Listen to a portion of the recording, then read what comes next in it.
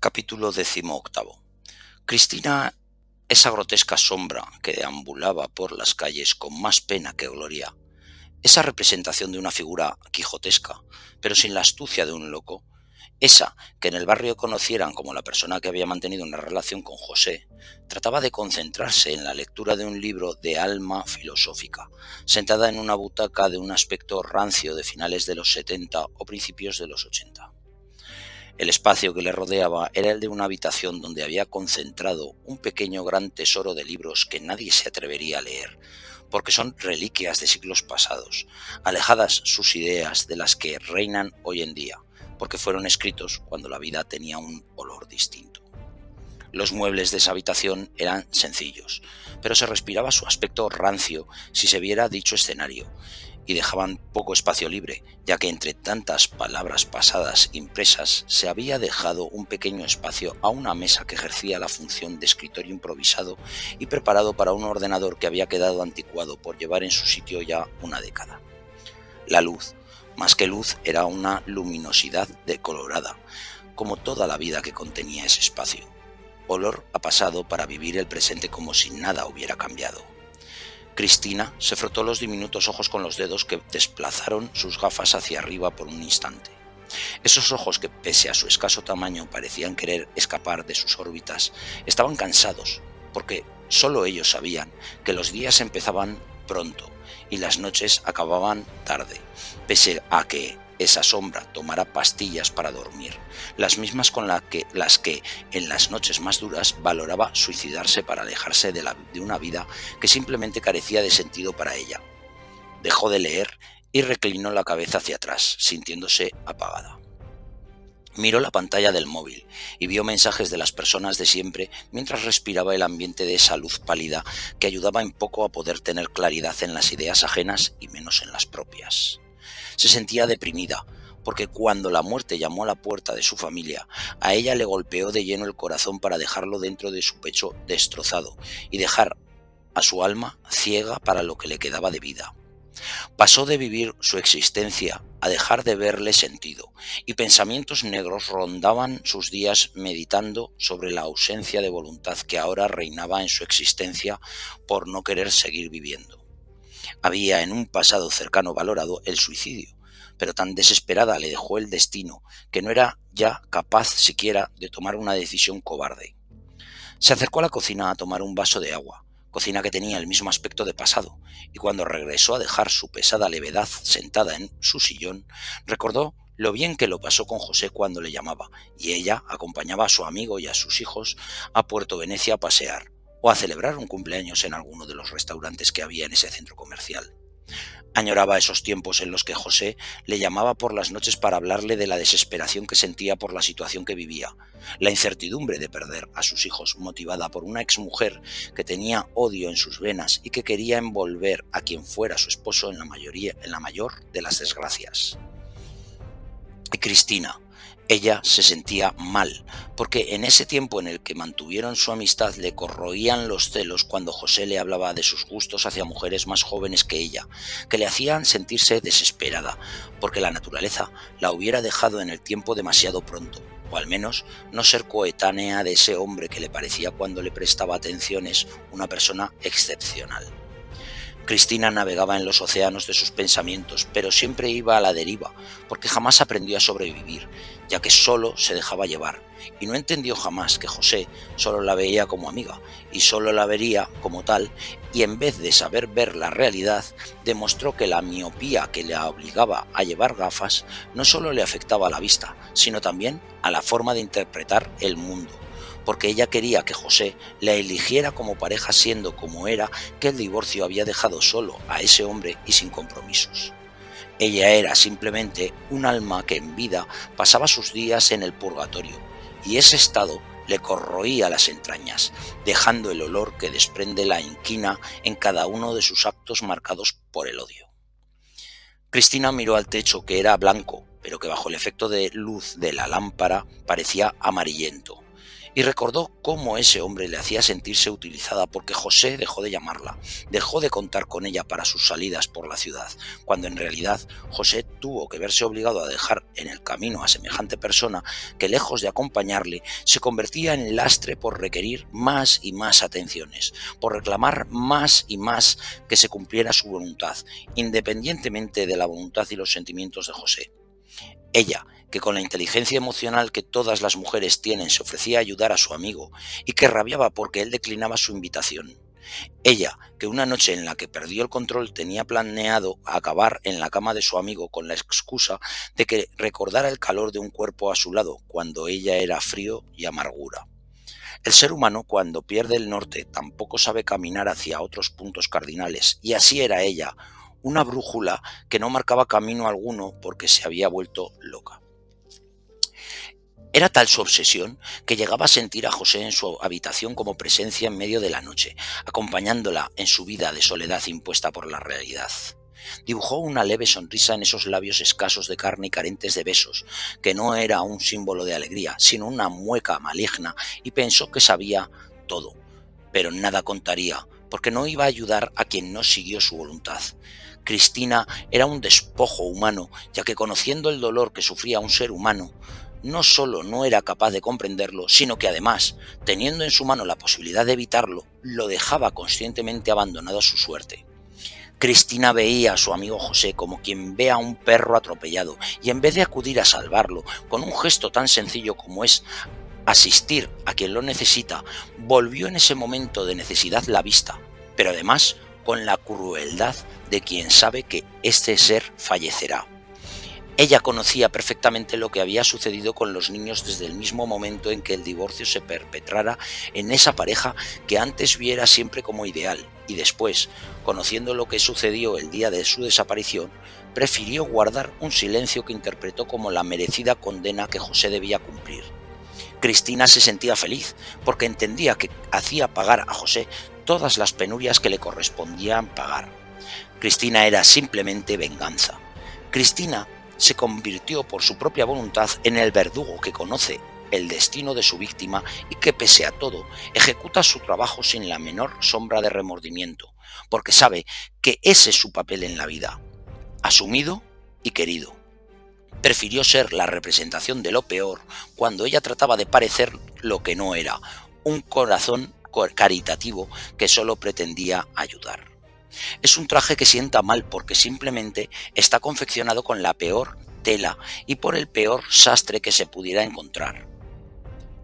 Pilar, la madre de los niños desaparecidos, mientras cumplía con su turno de noche en el hospital que eligiera como un medio para poder tener más ingresos mensuales, ya que sabía que solicitar el divorcio suponía no contar con el sueldo que José llevaba a casa, y que consiguió por mentir, indicando que se había visto forzada a solicitar el divorcio porque la que entonces fuera su expareja la maltrataba psicológicamente y siendo vista como una víctima por la responsable de personal que había pasado por un proceso similar y que ahora sobrellevaba mezclando antidepresivos con la ingesta de alcohol en grandes cantidades y que se administraba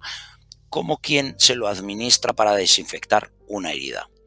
Pilar se mantenía sentada en la silla que ocultaba la recepción, porque ya había repartido a todos los pacientes sus dosis correspondientes de fármacos destinados a que desaparecieran del mundo por unas horas, consciente de que los enfermos que en esa planta residían no se moverían de las camas durmiendo un sueño artificial, que no producto de la necesidad vital natural. Con el móvil en la mano, planeaba con sus amigas salir el sábado por la noche de fiesta, porque sentía que quería ser libre, como siempre lo quiso ser, y de tan limitada que era, consideraba que la libertad consistía en volver a sentir la emoción de un adolescente que en la mezcla de alcohol y noche esperaba encontrar la diversión.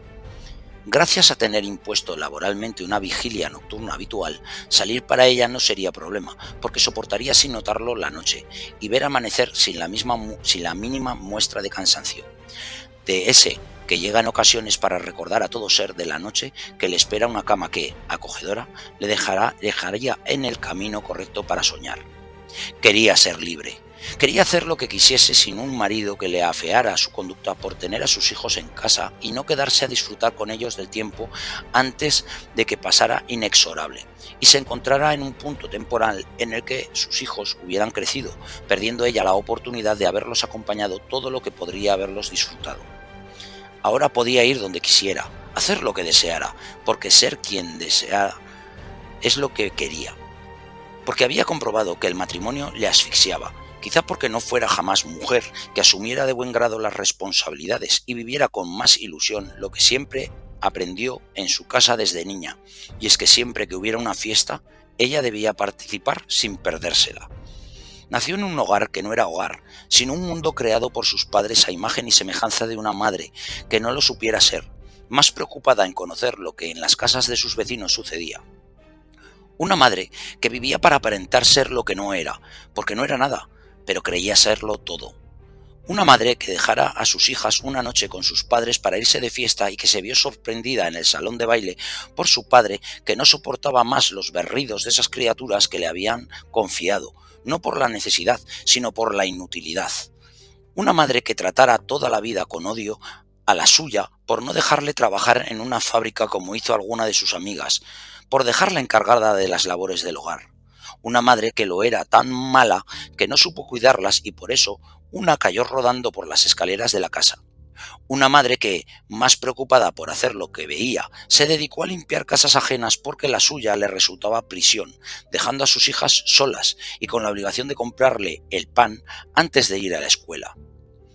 Pilar era una triste representación del vacío, puesto que siempre sería incapaz de entender que la hicieron a imagen y semejanza de unos padres que la necesitaban donde la querían, es decir, donde y cuando ella les fuera útil. Ella no era nada,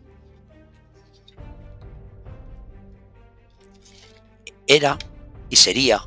un espacio que jamás sentiría la felicidad de quien es uno mismo y jamás se encontraría con el destino que espera a quien tiene el suficiente valor de soltar las cadenas que no le hacen libre sino esclavo.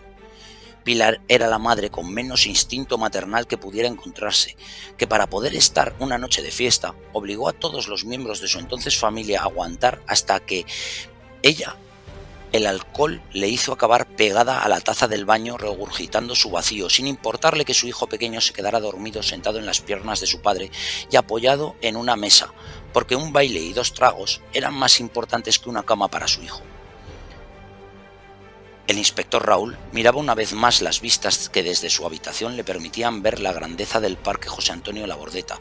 un extenso paraje de pinos centenarios que permitían sentirse pájaro con esa visión desde el 8º piso del edificio en el que residía.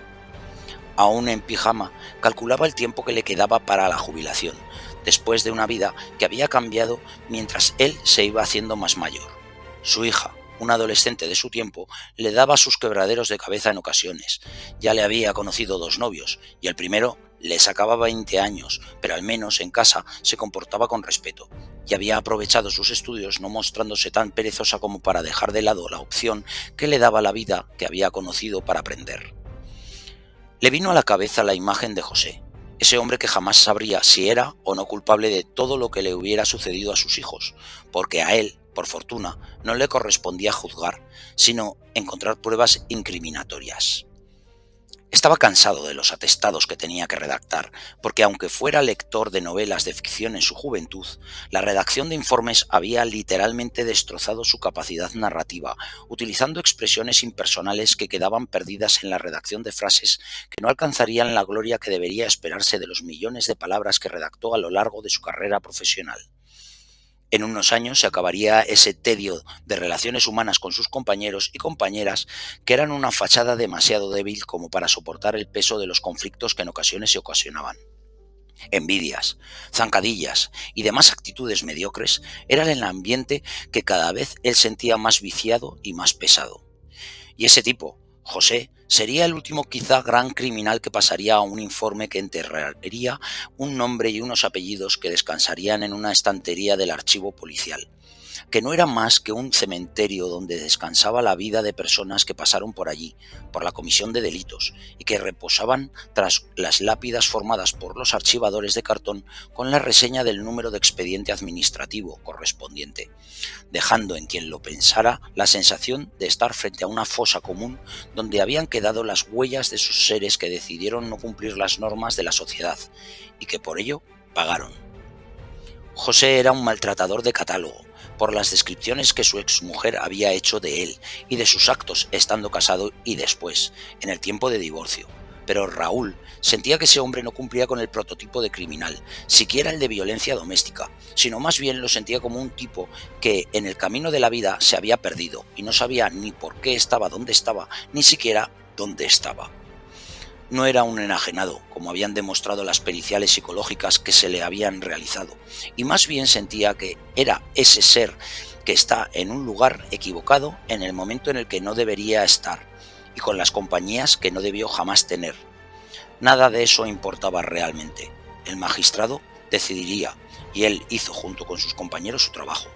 ¿Para qué dedicar sus sentimientos a alguien que conoció en el marco de una investigación que no le debía importar, puesto que los sentimientos no son buenos aliados para un policía que se debe a su labor de investigar y evitar el crimen? ¿Para qué dedicar sus pensamientos a quien apareció en su vida por el desenlace de una relación que quizá jamás debería haber tenido? ¿Para qué dedicar su tiempo a quien sabía que ya estaba enterrado bajo un expediente administrativo y con una lápida a la que no tenía derecho por representar al ser que representaba, el de un criminal? José daba vueltas en el colchón que reposaba en la parte inferior de una litera cuya pintura representaba golpes como las vidas de las personas que en esa prisión estaban encerradas. No pasaban las horas, y se repetía en su mente la imagen que dejó en el pasado su entrevista con la psicóloga de los juzgados el día que le correspondió ser valorado. Frente a él se presentaba una señora de avanzada edad que en su presentación quiso parecer amable y que a lo largo de la conversación llegó a asumir el papel de abogado acusador, sintiendo José la incomprensión de la situación que estaba viviendo. En un momento de la entrevista, quizá porque él no supo interpretar que esa señora le estaba poniendo a prueba, le recriminaba los malos tratos de los que su exmujer le acusaba. José aguantaba el golpe de esas palabras estoicamente, sabiendo que de la valoración de esa extraña dependía el dibujo que un magistrado haría de su personalidad. Jamás se produjeron esas escenas que se relataban. Jamás vivió lo que otros describían pero que todos creían. Y cuando acabó el combate, esa funcionaria que se sabía superior por el lado de la mesa en la que estaba sentada, le entregó a José un cuestionario en el que solo cabía la posibilidad de responder sí o no a las preguntas, como si la vida fuera una cuestión de monosílabos. Nueva vuelta en la cama, percibiendo José la oscuridad rota por las luces nocturnas del patio de la cárcel a la que daba la ventana de la celda, y sonrisa amarga en los labios, mientras recordaba que mientras leía las preguntas se consultaba insistentemente sobre el consumo de alcohol y drogas, como si estuviera presuponiéndose que un desequilibrado que maltrata sea el producto de la ingesta de bebidas o del consumo de estupefacientes. ¿Dónde estaban las preguntas que hablaban de los conflictos que sufrió José en su tiempo de matrimonio hasta que llegó el divorcio? ¿Dónde se buscaba conocer el motivo del conflicto que vivía y que le llevó a la cárcel? ¿Dónde se habían quedado las preguntas que estuvieran encaminadas a dar luz sobre una personalidad, la de José, que había quedado ensombrecida?